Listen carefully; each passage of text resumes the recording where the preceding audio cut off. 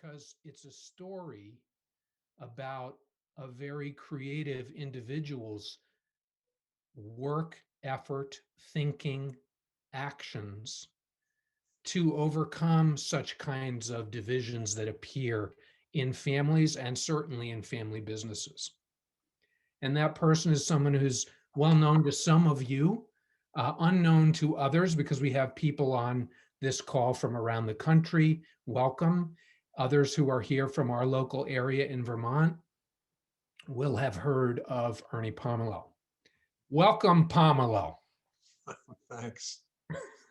This is scary since I know Nord and Will and Dennis, I'm going to have to tell the truth now. And oh God, and now I got, oh, hi, Suzanne. So you're hearing the fact that Ernie Pomerleau has some very old friends on this call, including Nord Brew, the founder of Brugger's Bagels, and his wife, Suzanne. Yeah, by the way, Suzanne and Nord got me into this. I just want you to know they're to blame. They're to blame for Ernie meeting me. Yeah, that's right. So, yes, which Ernie, that's a mixed blessing. Yes, it is. Yes, because you may recall some annoying conversations we had early. This would probably be about 2016, I think. Yeah. Do you remember how annoying I was? Yes.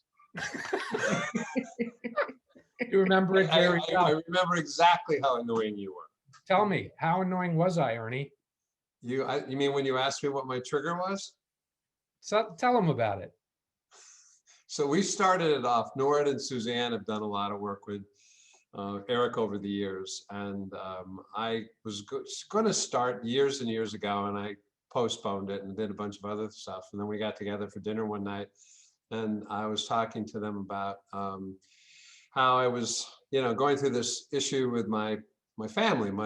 I've got 23 nephews and nieces and 8 siblings and on, and I was going to go through this transition and what to do. So anyway, they brought up Eric again and Bowen systems and how to deal with it in that context. So we got together, and the first thing he said, I said, well, I'm working through my thing with my father. He's going to be almost 100 here. And I've got a big family and I've got a big company, and we're going to have to do this transition. And he said, so what's the trigger? I won't use the expletives, but I said, well, the guy is challenging, let's say, and I'll leave the expletives out. This guy being his father. My father. And I remember him smiling. And I realized shortly thereafter, and I think Nord brought this up with Susanna one time, it's never the externals that you have to deal with, it's all the internals.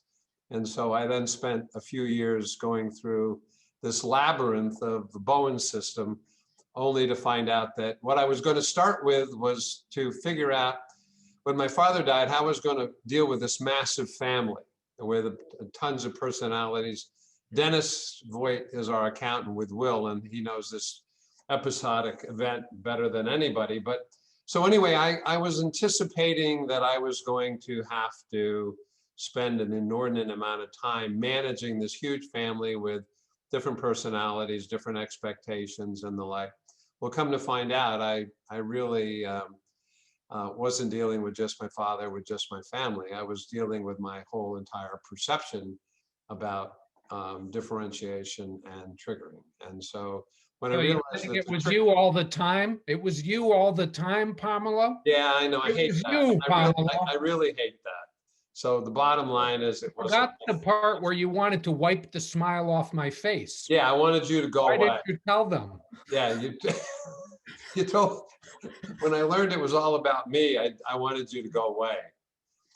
So let me give them a little bit. Some of the folks on this in this meeting don't know. I'm going to give a 2-minute here on. Oh God, where'd you get this? Wonderful picture of Ernie Pomerleau when he was receiving a wonderful award from the government of France that is only given. It's a French Legion of Honor, and it's only given to people who have served the American-French interaction process for many, many decades, 20 years. I love this picture of Ernie. Here's another picture of that family he mentioned. Ernie, you want to give us the 20-second on this picture? Sure. Anything When to you're say the for that? oldest of 10 kids and 8 of them are women, you learn you learn another modality of survival. So the I was the oldest. The youngest is where'd she go? Yeah, well, she's in the far right with the dogs. But this was done years ago. I lost 2 sisters since. Um, but obviously, it was a pretty cohesive, knit group with any large family has a lot of complexities. Who are the two gentlemen with the ties on in this picture? That'd be me and my father. His father, Antonio Pomerleau, or Tony Pomerleau, who's who in the tri-state. Here's a picture from quite a while ago Oh, of the group God. of them. So you can see this is a well-known family business in this area. Here's a wonderful picture of the two of them. Antonio is probably close to 100 in that picture. Just a few years ago. Here you can see just one little example of the beautiful things that this family has been doing for this community for a long time. This is our new CA building. You should have seen the old one, and it's got their name on it for a reason. Here's Ernie's father, Antonio, with the director of the YMCA, Kyle Dodson, who we love in this community. Their name's on the police building too, the new police building. And here's a picture of Antonio with his nephew, Patrick Leahy, Senator Patrick Leahy, one of the most senior senators in the United States. Yes, He's now about to become Senate Pro Tem again. Yeah, and that's Ernie's cousin-in-law. Ernie's first cousin is Marcel Leahy, a person of great integrity who's celebrated in this state. And we have Antonio talking with the other side. Well, not the other side, the same side, but a further direction on the same side with the well-known Bernie Sanders. So the family has been supporters of people who are trying to do good things in this state for a long time. So that's my Yeah, with Bernie, by the way, we started. Jane was the director of the youth council when Bernie first came as mayor of Burlington, and 40 years ago they wanted to do a special Christmas party for children in need and families in needs, and we just celebrated our 40th year of doing that, having served over 20,000 people. Yeah, so Tony Pomerleau had a wonderful brand in this state, and he passed away. What is it now, Ernie? 3 years? 3 years. Well, February will be 3 years. Yeah. Lived to be 100, and I'm so grateful for Ernie. I'm really grateful to you for coming and being willing to talk a little bit candidly about this story. I had the privilege of being on a 5-year journey with Ernie where he did what he just teed up. He talked with me and thought together with me about how could he lead a very challenging family emotional process. And I'm gonna interview Ernie about that now for about 15 minutes before we give you a chance to talk together and try to put it in a nutshell.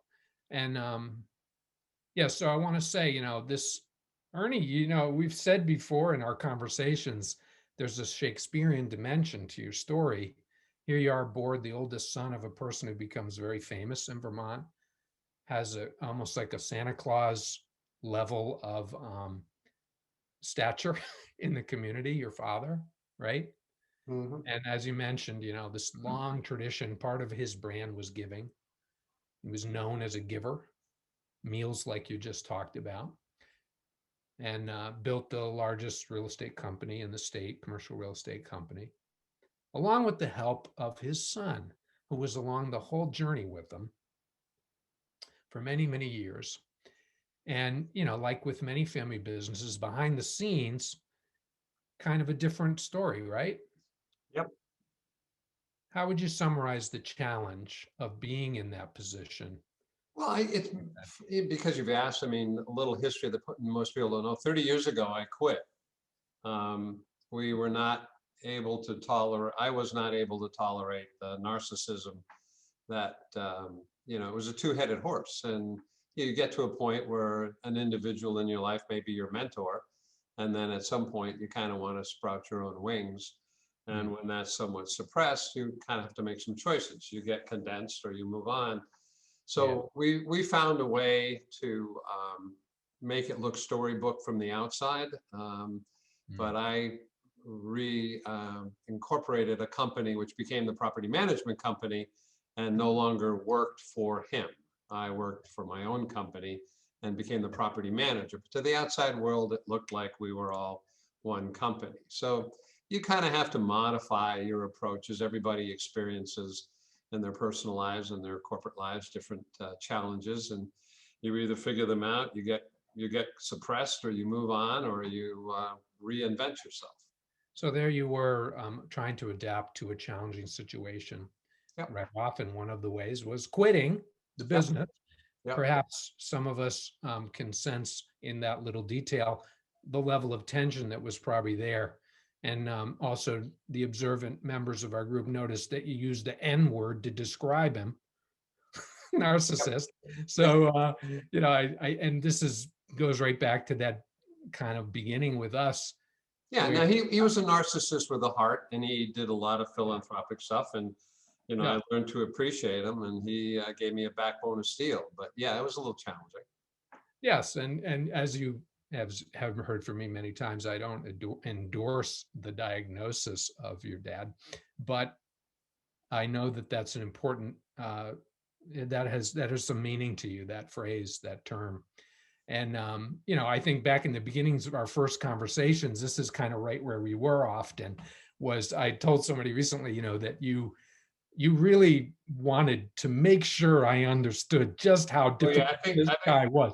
first 20 meetings, I try to engage you to understand Yes. my suffering. Yeah. And I got kind of bored of it, didn't I? Yeah, you did. You didn't stay with me for that very I, long. I did not empathize, Ernie. I That's what failed I to was paying empathize. you to do that, and you wouldn't do it. You said I didn't know I was hooked by my dad. I just thought he was an asshole. Yeah, that's what I That's said. a quote. That was a quote. Yeah. And then he said, this is early on, Ernie said, he realized it wasn't that he hooked me. I hooked myself. Yeah. That was the aha moment. The Tell us a little revelation. about that. What did you learn about this mysterious hook? Well, I think, and I think I can only speak for myself, of course, but I think many of us kind of go on and want to point externally to issues that are going on and make it somebody else's problem. Yeah. And so when I kept, trying to engage Eric into the fact of how difficult it was coping with this situation, he he kind of kept putting a stupid mirror up on me, and I hated that. So bottom line is that over time, I woke up and said, I think what I've been seeking is to be seen, um, to be validated. And Yeah. when you can't be that, you try harder. Trying harder doesn't accomplish anything. And so I think when I let go of that, all of a sudden, and I didn't need it, everything changed.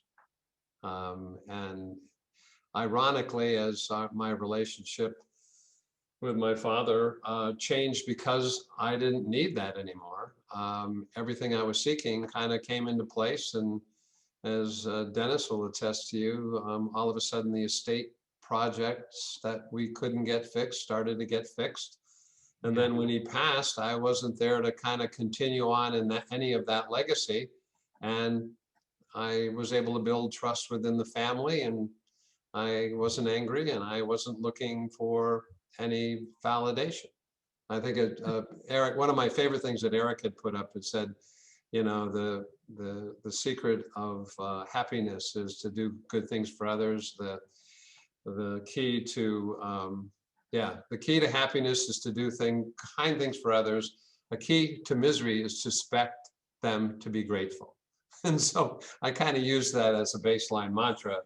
And when you don't expect it and you don't need it, it actually comes then. So there's plenty Well, of that's gratitude. beautiful, putting it in a nutshell, a long journey. And by the way, people, that quote, Ernie found that quote. So Ernie was very creative.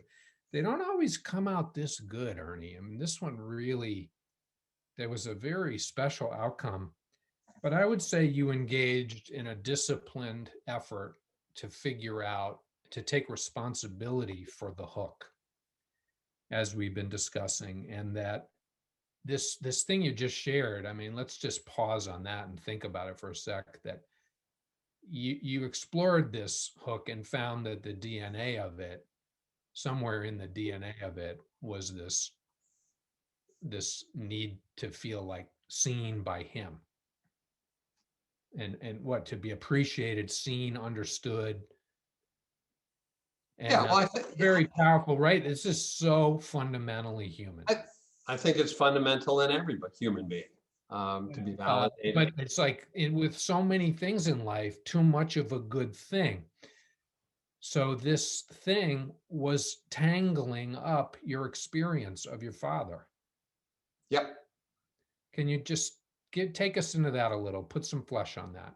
Give me How a did little, that happen? expand that a little more. What do you? Yeah, how was it that, how do you think your hunger to be appreciated was gumming up your relationship with your father? Well, it was gumming up me. Yeah. So therefore, it was gumming up the relationships. I I perceive myself, doesn't mean it's real, but I perceive myself as, being able to negotiate myself through just about anything, to run things, to control things, to do whatever. Mm. And I've always felt that, for some reason I wasn't able to do it in this particular instance. So I thought maybe my delivery was not correct with him. It was my company. I was running the whole show for 30 years. Mm. He still had attachments to a great deal of stuff. And the expectation was, he would eventually appreciate and see me. That's kind of a human, father son thing, trying to find that. When it never came, it was sort of like a carrot on a stick. We all tend to, Yeah. what's that? There's an old saying, um, you know, can you determine the difference between what you wish to be true and what you know to be true? Oftentimes we don't. We keep wishing and hoping. And Mm. so it wasn't until I realized that that was not going to be accomplished in this lifetime, or so I thought, and that it really wasn't critical. I had to go on my own path and do my own thing and figure it out on my own. And ironically, when I no longer sought that out or was angered by not having it, it came. So, how did you, how did you take, how'd you do that? How did you reduce that hunger? Oh, that's the $64,000 question, I guess. And Yeah. I'm not really sure I have a precise answer, although it's like a lot of things. When you, what's that old saying? You will see it when you believe it. I Mm. woke up one day and Yeah. realized that that was my hook, Yeah. that I was angry that I wasn't seeing it. I was convinced I could accomplish that goal. But when you give up, when you take the stick off and you're no longer chasing a carrot, you live in reality. And I was fine where I was. I no longer was chasing the impossible dream, as it were, and that was okay. But dealing with reality is a whole lot better than dealing with something fictional that you put in your head, but it's been driving you for all of your life. And that was the irony, is that it was that simple and yet that complex, because I made another name for it. Once I let it go, it was fine. And then ironically, the very things I was chasing came to me.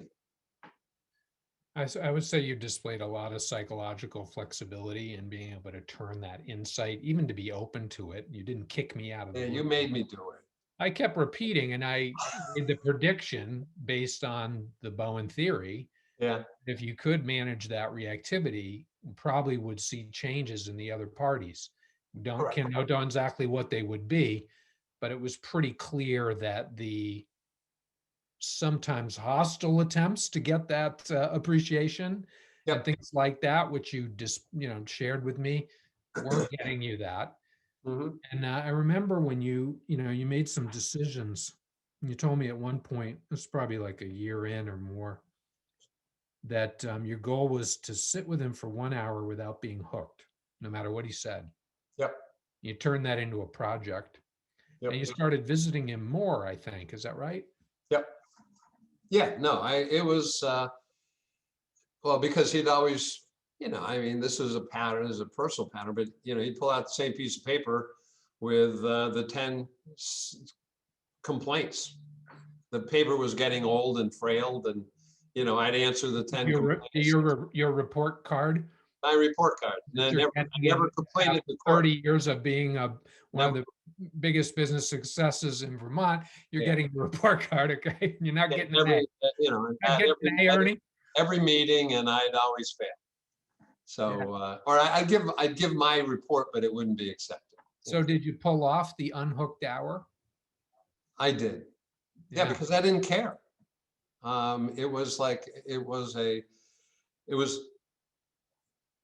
ironically, here's a gentleman that this is where it gets personal and deep, but it's all true because we all have personal and deep experiences. Dad had been in a body brace from the time he was 3 to 9, right? And he'd fallen down the stairs as a baby. He lived in a place in northern Vermont on a farm, and I think we could say didn't grow up wealthy. no, he was very poor, and French Canadian immigrant in northern, right up by the border. yep. And so, Go Canada. yeah, and so here's a man that, you know, I see Steve's from the Yeah, area. we've got some The Canadians on the call. the so anyway, the bottom line is that here's a baby that has to wear a metal brace before plastics, before fiberglass. And from the time he was 3 to 9, he basically disassociated any of his memories. He was a person without playmates. Um, his brother was 10 years older and was on. His father was desperately trying to running a farm, and his mother was sort of detached. So here's a person for 6 years that was the forgotten child. Hmm. And, and he wanted to be seen and spent his life putting his names on buildings and, getting into press and doing a bunch of stuff to try to be seen. But like fat people are always fat, people that are not seen never felt seen. So ironically, here I am on my own little mission, trying to be seen by a person that isn't seen himself, so can't see me. So it was an appreciation of a journey of two complex karmic beings trying to find a pathway back to resolving a karmic contract. And so as time went on, I realized I started to appreciate his life and its complexities and how hard it was. I thought it was something that just gave him, a really hard spine and made him tough and mean, whereas it really made him very frail and afraid, and just was a forgotten child and never wanted to be forgotten again. So his life was focused on not being forgotten and to try to be seen. And yet, so busy trying to be seen, he couldn't see others. And so, anyway, as I went through that, and your two comments etched into my cranium, which I didn't quite understand in the beginning, was an idea about how do you unhook. What does that mean? I didn't know. I had no clue. Or I thought I did. I told you. He was a AH, and that's all you had to know. And I had to get you to understand that. You didn't. So the other one is how to differentiate yourself. We often get so entangled with other people that the space between us becomes nebulous, and we become each other in a strange, methodical way. So the journey for those few years was to get unhooked and to differentiate. But that during that process, I think I started to see his soul in a way that I never allowed myself to do because I was angry. Yeah. So, okay.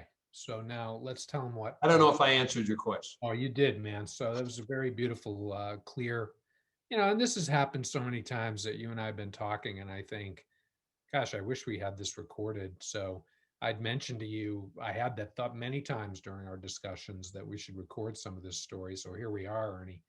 And just you're just the way you put things. It's interesting research and important research, I think. And this is going to be on our YouTube channel, so it'll be available for members of the family as well as other people in the community to learn from. And you use the word differentiation, so that goes back to the title of this show, Free Together, Free Apart. It's part of that apartness in that title. In other words, getting freer from the reactivity to that other person. So you said that very well. So why don't you give us a little summary of then what, how does it impact him? What did you notice about how it impacted him when you were able to do this? And I think I remember you telling me that you, through the kinds of insights that you just shared, you were able to sit with him and just sort of appreciate him more and know what he wanted in those calls, in those interactions, Yeah, fight well, less, I'll debate share less. I'll share something that you told me. You said, well, our goal was one day for you to have gratitude and appreciation. I said, you're delusional, Thompson. That is not going to happen. But it did. And this just popped up. I got to share this with you because, like that other saying, forgive others not because they deserve forgiveness, but because you deserve peace. And so I kind of was like working through a bunch of stuff, and I realized that I just had to kind of get myself centered a little bit. But the irony is that by my not needing to be appreciated, I was angry about not being appreciated, even though I didn't know it. When I was no longer angry, I could listen. And all the other person wanted was for me to listen. And the very act of listening and hearing the same stories that I've heard maybe 3,000 times. Dennis, you can attest to that, right? You've heard a few of those stories. Um, so Dennis spent a lot of time with Dad over the last 40 years, and you would hear the same stories over and over. And But I think it was about being seen. Dennis was very grateful for that opportunity, by the way. Yeah. Well, And we both learned a great deal. yes. But I think the idea for me to be able to tolerate an hour of the same stories and not listening to mine had gotten to a breach point. But at that juncture, I was like, I'm going to listen to the stories. And by listening to the stories, he felt he was being heard. And then I had a chance to do a 100th birthday insert in the Burlington Free Press of 64 pages and presented it to him with the publisher and with a million ads. It was really kind of cool. And remember, I was telling you about a person that needed to be seen. Well, he was seen in the paper. So there was a kind of It's a book, a beautiful color book that did not have to happen, but did happen. And the ads were old friends and appreciators, people like Patrick Leahy and Bernie Sanders, and a lot of other business leaders expressing their appreciation for the man. So for the first time in his life, he felt seen. He felt heard. We all have insecurities and we all have issues, but this was a man that had come from nothing and climbed to the absolute top rung in the Vermont community. In acknowledgement and financially. So it seemed like he was impervious and had no weaknesses. Well, of course, we all have weaknesses and we just don't show them necessarily. So anyway, it was just kind of what? How do you respond to the book? He cried. He probably read it 100, it was a paper in the beginning. We put it into a book later. He probably read it 100 times a day. It was his story from childhood. It was anecdotal stuff. It was interviews with people. It was 100, well, we call them ads, but they were celebrations and happy birthday. Like the chamber said, Vermont without Tony Pomerleau is like, you know, Florida without sunshine. So it was those kind of cute things. And so, and people in gratitude and business people and, you know, a dozen people that had worked with him telling stories and pictures of his childhood and his marriage and his family and the whole thing. And so it was 64 pages. It was bigger than the Burlington Free Press for that Sunday. And we delivered it like the paper boy and put the insert on the outside like that was the whole Free Press and Wow. went in with the family. So So anyway, it was. what I'm thinking, Ernie, is in just a few minutes, I want to create a breakout experience for these folks. You touched on some themes that I think a lot of people are going to be able to relate to, and I like to do that in these calls is give people the opportunity to get into a small group and just speak together for maybe 7 minutes. But before we do that, let's finish out this very nice summary, I think, with one of the epic outcomes of this, which was the way I think of it is the Newport speech that summer before he died. Do I have that about right? Yeah. So do you remember the Newport speech the way I do, or No, I do. I do. well, okay. You want to say it? No, you do it. What happened there in Newport, the town where he grew up, where you guys have done a lot of good for the community and have property that you rent. So you're up there in Newport celebrating what? What was it? So here's a relationship with a father-son that is, you know, been fairly stressed, very challenging, um, hard to find lines between who's in charge. You know, he would spend a great deal of time, even though I ran the company, it was my accounting field, it was my property management team. He would act as if it was his and would try to change things while I was on vacation. And, you know, it was challenging. So as Eric had said, I had gone to this place where I was starting to have, you know, time and be with him and allow him to be. And we started to create a father-son relationship in his 99th year, I might add. But I had a great deal of gratitude for it. I got to see him, he got to see me, and this whole karmic contract, as I was telling you, started to get sealed and galvanized. I took him up to Newport. That was his hometown. That was, we say that's where his heart was. His mind was in Burlington. His heart was in Newport. He was born and bred there, and we were doing a lot of things for Newport.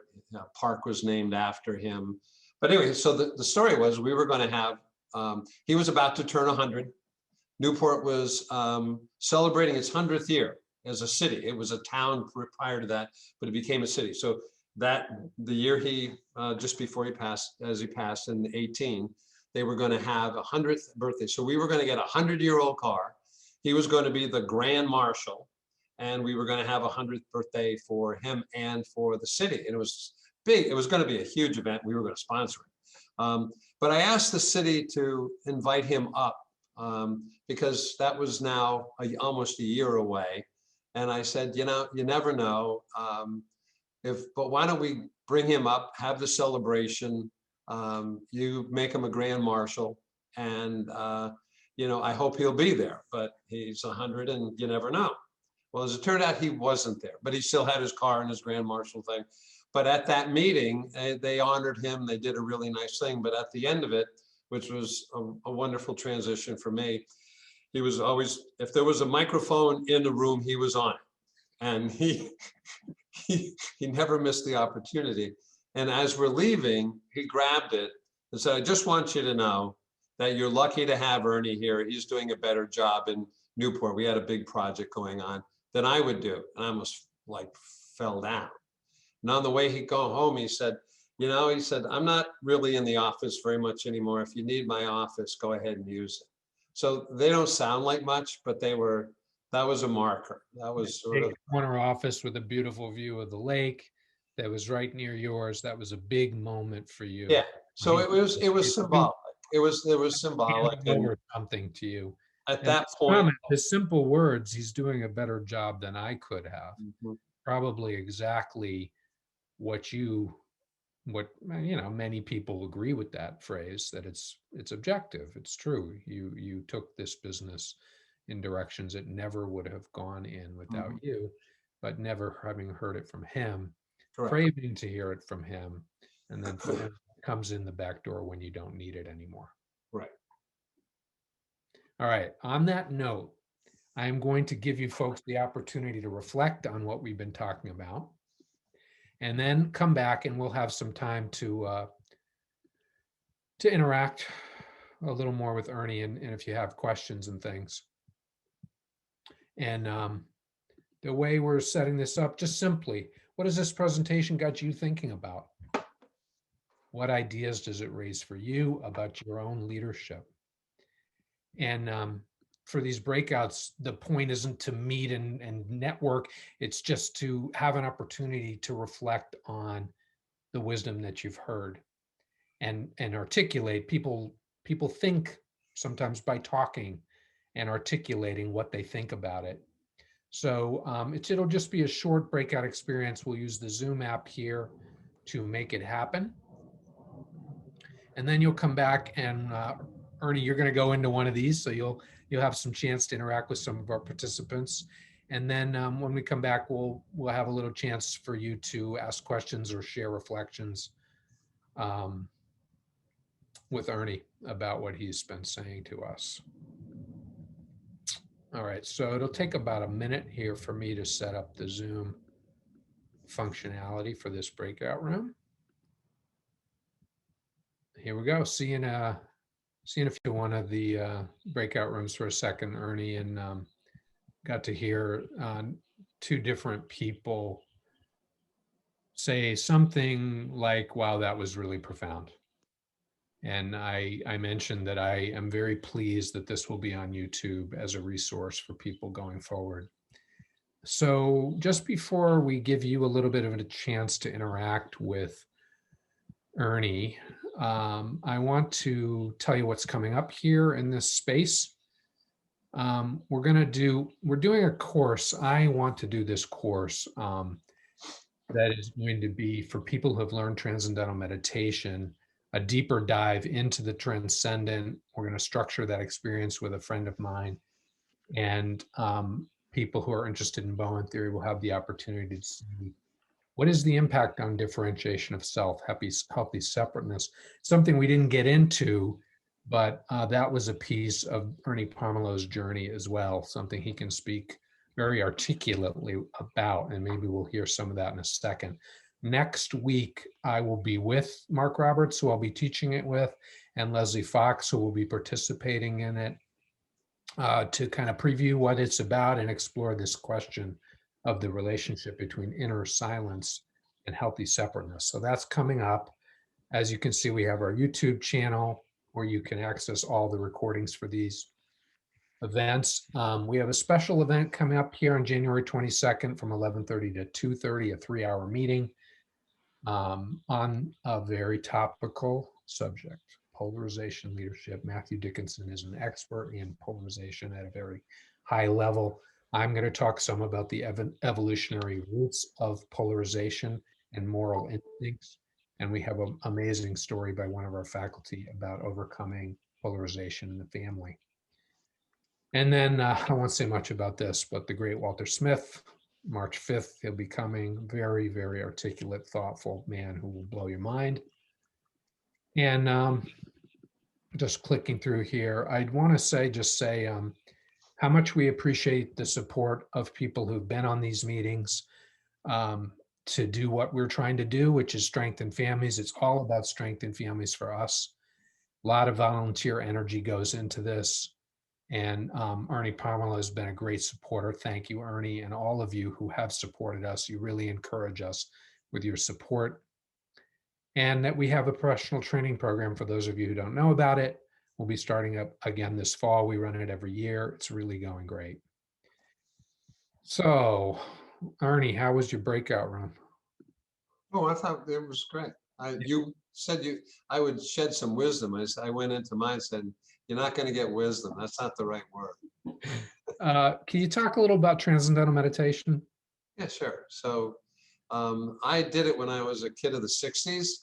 And then I kind of went off and did a bunch of other things and didn't stay with it. I did Tai Chi and yoga and a bunch of stuff. And so when I got back with Eric, because he's done so much and was engaged, he encouraged me to get back into it. And I met with, Dr. Edwards, and I found that it was something that was a wonderful complement to this process. And there's a bunch of different types of meditation, and so I just kind of found that with a very busy mind and going 37 different directions at the same time, that my getting back into meditation actually had helped me settle into the business better and to this transition better.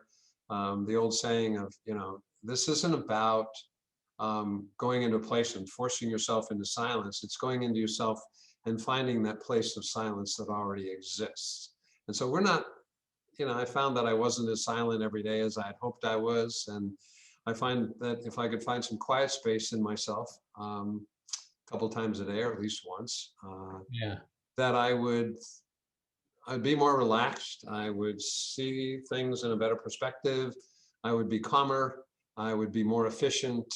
And I could see my way through things. So I think the fact that I did some Bowen theory protocol, I got into meditation along with some other stuff, I think it all quieted me and allowed me to see things I might not have otherwise seen. You said that you made the comment one, transcendence is the ultimate letting go. Yeah. Silent mind within, the ultimate letting go, and the ultimate non-reaction. Yes. So I think it helped you probably achieve that hour. Someone asked, did he actually get the full hour, or was it 47 minutes? The full hour of non-reacting to your dad. And someone asked the question, how did he do that?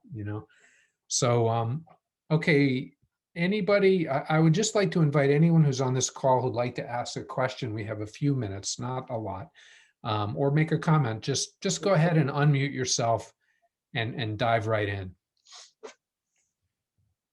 Eric, if I may say, as somebody who, as an outside observer, saw, and I really focused on it, hearing your questions and Ernie's commentary. Tony was very philanthropic, but his philanthropy didn't earn him wide popularity in the general community. His son, Ernie, was enormously popular, successful, and recognized for all the beneficial things he was doing for not just the business community, but the state at large. So talk about being seen. Tony was not getting seen the way he wanted to get seen, and his son was being seen by everybody for all of the things. So if you ran a popularity scale on those two guys, you would have thought Tony had a complaint. Because how come the son was still miserable, Nordbrew? Well, that's a good point. Good point. Not terribly miserable, a very psychologically flexible person. Thank you, Nord. Anybody else? Love to hear another comment or a question. Just dive in. What are you thinking about? It's John Kamak, Eric. Ernie, thanks a lot. I'm struck by the list that you and your dad had as kind of this organizing principle in your relationship, that there was some stuckness I was hearing around the list. So did the list ever go away? I mean, or did the power of the list just kind of evaporate? And which one of you decided the list was not essential for you all to be in relationship? That's a great question. I think but in answer to the question, it just sort of went away. I think it was a list, John, that I had answered every time for as many years as I can count. For example, you'll love this. We had a meeting once called at the Hilton across the street, the biggest room they had with the biggest table. I think it held 37 people, and there was just the two of us. So there was a lot of holding court, setting it up, and pulling that list out. And I answered the list again, but it wasn't about the list. And so in answer to your question, the list one day wasn't pulled out. It was never about the list. I want to read a quote that's relevant. Ernie, I always write these quotes down while he talked. This is the ultimate cathartic transition of my lifetime. to see that the complications are all within me, not between me and him. Hmm. It allowed me to release and then honor 100 years of his life. Wow. I said that? You did. Wow. That's pretty good. Complications are all within me. Eric, Paul Robinson. Welcome. Yeah, I spent quite a number of years with Ed Friedman and the Family Center, Family Process, and Mickey and everybody. And so now I'm all fixed. But the thing that they probably got tired of hearing me say is, as I told the two in my group, that Ed, the whole systems business has certainly changed the way I function as a pastor and as a person and in my family. But the thing that always bothered me about it is that the only time that I find it most difficult to take advantage of that learning, the only time is when I need it. But when I really should, ought to, it would be helpful if I could, is the time that I realize I didn't use it. Yeah. And that's always been something that has bugged me. I get up from a phone call and my wife will say, yeah, you realize you never asked a question? You got hooked with, they said, Paul, what should I do? And in a counseling session, when that's the setting, I was really good at that. But so often I just don't take advantage of that awareness and knowledge. So here's what I'm going to do with that question as we close out. This is a example, a very well articulated example of something that we have been hearing over and over again for 50 years in the Bowen Center, Bowen theory community, that people find a tremendous value and also a hunger, a dissatisfaction, a feeling of, I wish I could just be it more fully and more consistently. And I think that's a very important observation and deserves attention. And I want to look forward to a future. I think we have a very bright future in America. I think that we have people like Ernie Pomerleau all over the country and all over Washington. My father lived 6 blocks from the Capitol. I remember when my father first moved there, we could walk down the street and walk into the Capitol. There was no security.